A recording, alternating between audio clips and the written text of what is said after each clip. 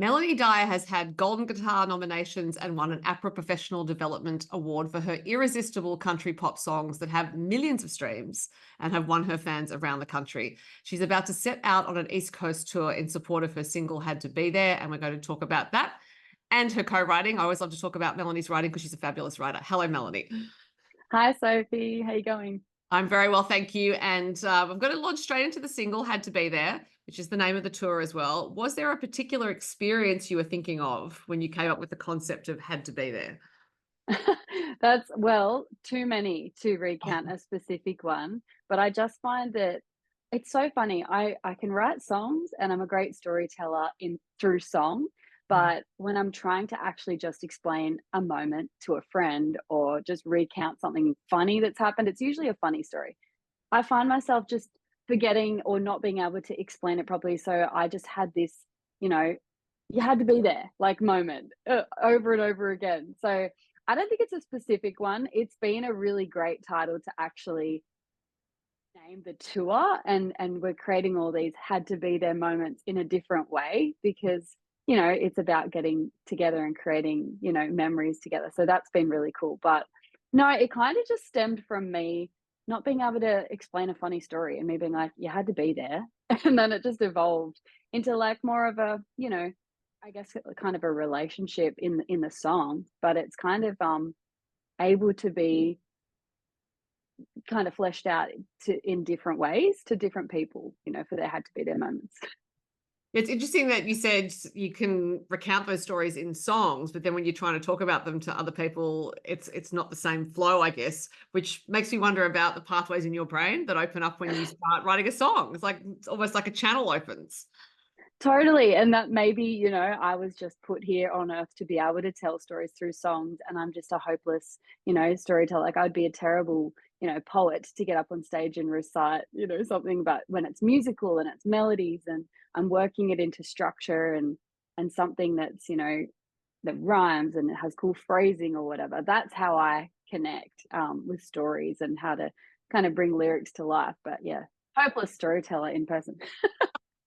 I think that's a subjective assessment. Other people probably disagree with that, but we'll take your songs any day. Now, you wrote this song in Nashville with Phil Barton and Karen Kosofsky, who also produced the track. How long was it between the writing and the production? It was pretty quick. So it was Nashville, June last year, 2023, when we wrote it.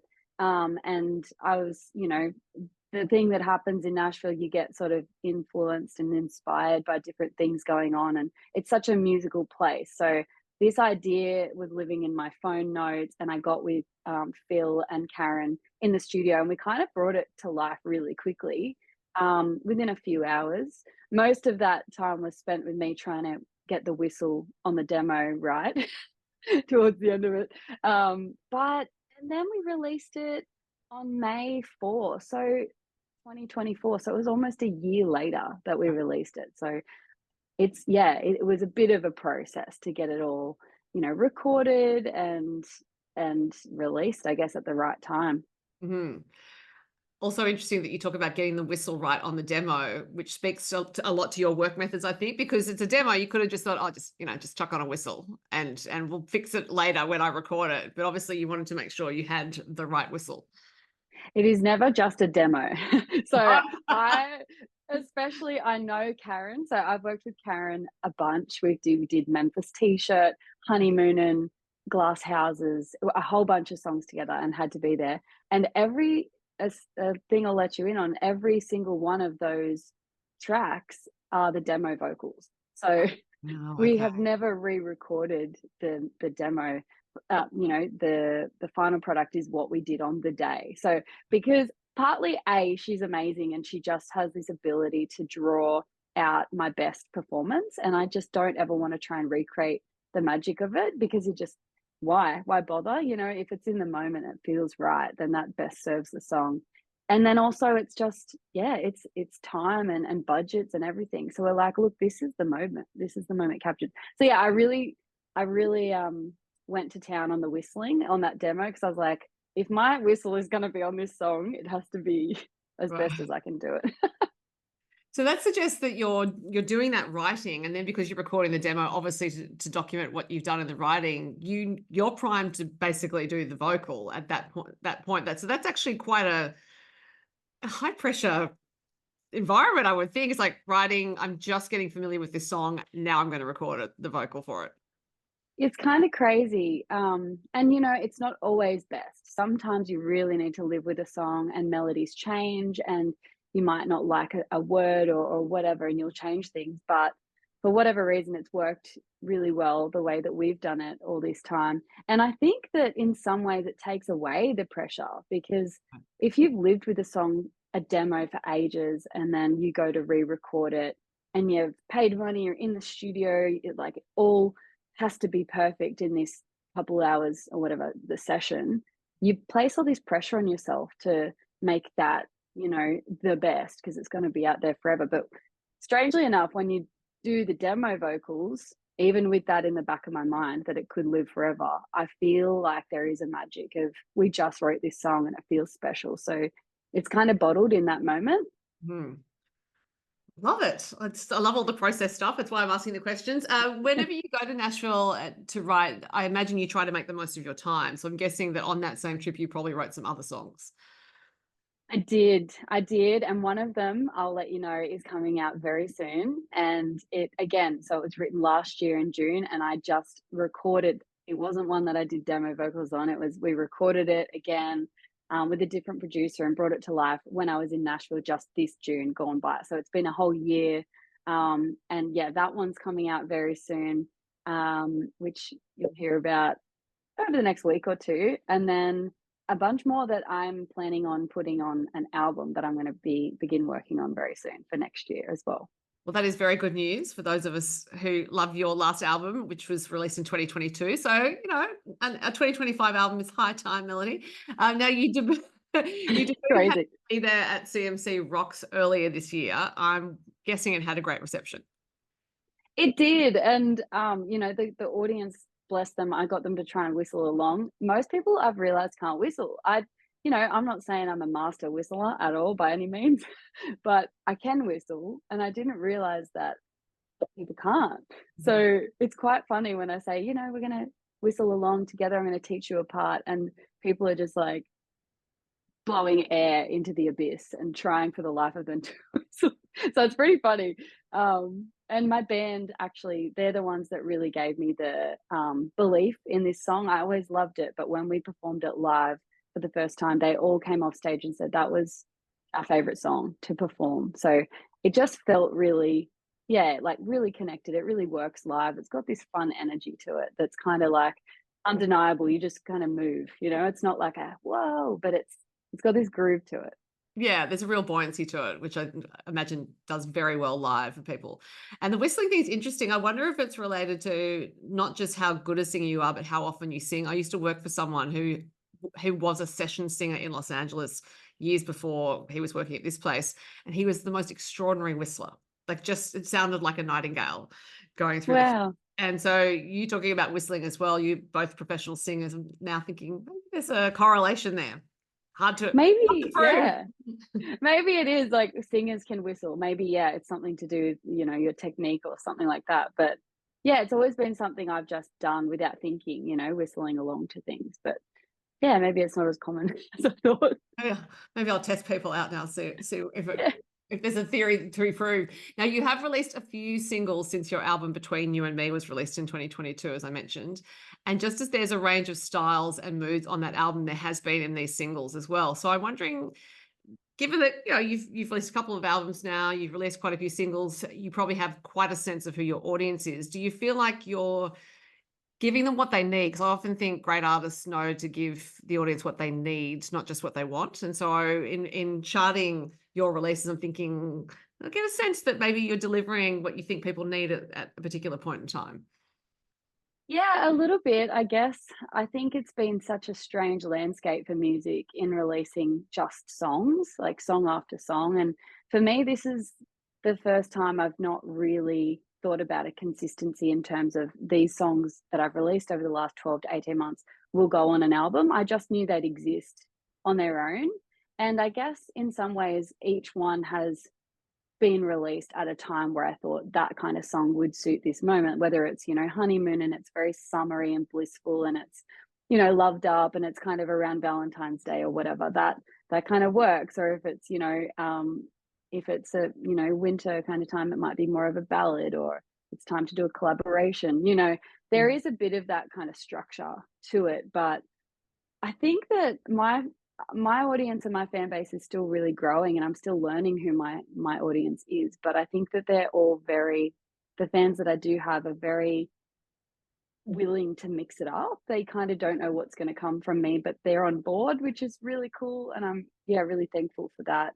But my next project, big project, my next big album is actually going to be a little more for me in a way that I'm not trying to deliver something that's going to work on radio or it's going to Mhm. be a summer song or whatever. It's actually going to be quite personal and autobiographical. So that's going to be a really different time for me musically. Mhm.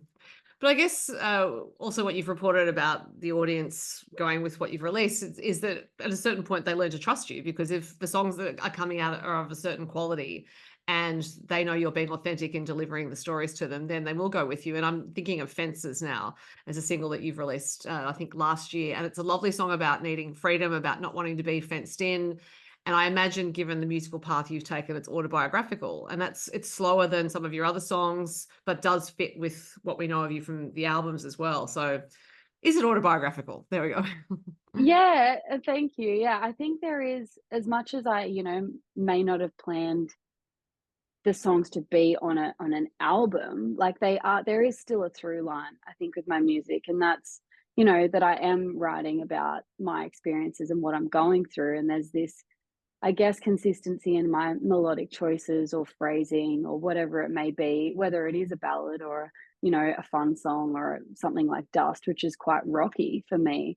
I think the consistency is, yeah, probably the concept is something that's there's a twist on it, or yeah, it's kind of yeah, I think there's a theme with my style of songwriting and Mm, music, but yeah, Fences was definitely biographical, and that one could fit on the next project. mm, Um, maybe we'll throw it on as a bonus track, I don't know, but it's that one definitely has more of me and my kind of emotional journey in it than something like Honeymoonin' or, you mm, know, Had to Be There, you know.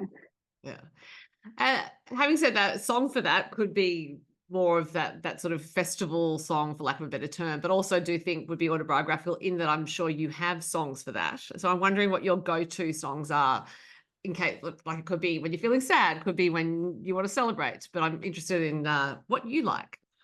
Oh, that's a good question.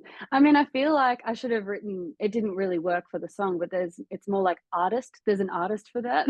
It's like if, you know, if I'm going through it's more the nostalgia of songs, you know, when I you know, I think back to when I got my license or and when I was driving around for the first time, it would be, you know, like John Mayer's or John Mayer, what was his album? John Mayer's, I think it was Continuum. I can't remember which album it was, but he's an artist that takes me back to that moment of me driving in my car. Or Keith Urban was the songs that I listen to when I do my long trips from Mount Russell to Sydney and back. You know, Taylor Swift. There's been an era for every part of my life, obviously, for her.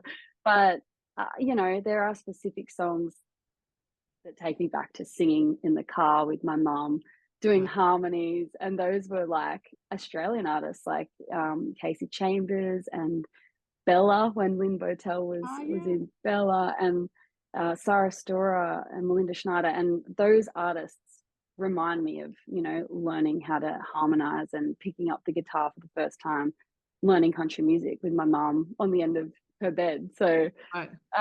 yeah, but there are specific songs that, you know, remind me of my 20s, but we won't go there. In the club, you know, Yeah. whatever. So it's like your mum was quite influential in you taking a country music path. Yeah, she was the avid country listener in the house, and that definitely infiltrated to me and my sisters as well. Mostly my big sister, because she would sort of sing when we were growing up, but my middle sister was like the rebel. She was the black sheep that was completely opposite to us in terms of musical taste. But now she loves country. So, but yeah, mum was, you know, she, like I said, she had Casey Chambers. She also loved like Kenny Rogers and Shania Twain, Dolly Parton, Patsy Cline. Yeah, she was definitely my first, I guess, taste of what music I might like, and that, you know, I didn't steer away from it. I just went way down the path. Yeah. Well, something you go way down the path of as well is co-writing. And I know from looking at press releases that come through how many songs you pop up on. And I was really, really pleased that you helpfully created a Spotify playlist for songs you've co-written, and it's extensive. If anyone has not seen it, they should go to your Spotify profile and they can find it there. There are songs that were recorded by James Johnston, by Sammy White, by Caitlin Shadbolt, by Bryce Sainty, and others. And I think it's a great representation of a body of work from you that is adjacent to your recorded music, and yet interpreted by those artists in their own way. So it shows how flexible those songs are, if that makes sense. So I'm wondering if you're working on any new co-writes. Ooh, I have been really, I guess, focused on getting my stuff out lately that I haven't written too much for other people, but I absolutely love it. When I get on the train of co-writing, I just stick to it, and I seem to do a whole bunch at once, and then I get into me mode because it's kind of two separate modes. But yeah, there's songs that are living with other artists right now that I've co-written that I really hope will be released. A couple of them I really love. So I don't know yet if those artists are going to release them, but yeah, I'm constantly writing and collaborating, and you know, being in Nashville a couple of months ago, I was doing a lot of that as well. So you never know. Sometimes I don't even know if an artist is going to release the song until like the week of, and it's a really Wow. nice surprise. Yeah, but I Also, love it.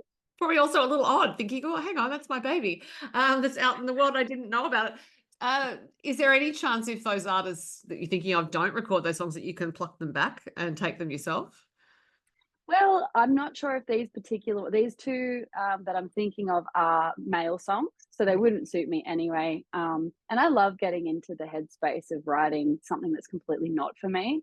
So they're not really songs I would record because it just doesn't make sense. Yeah. But live in my catalog of songs, and you know, my plan one day is to get a publishing deal and have, you know, a team look after my songs, have the right person look after my babies, so they'll live in that catalog forever, and they might find a place one day. You often hear of songs, you know, getting cut 15 years after they were written, so you never know.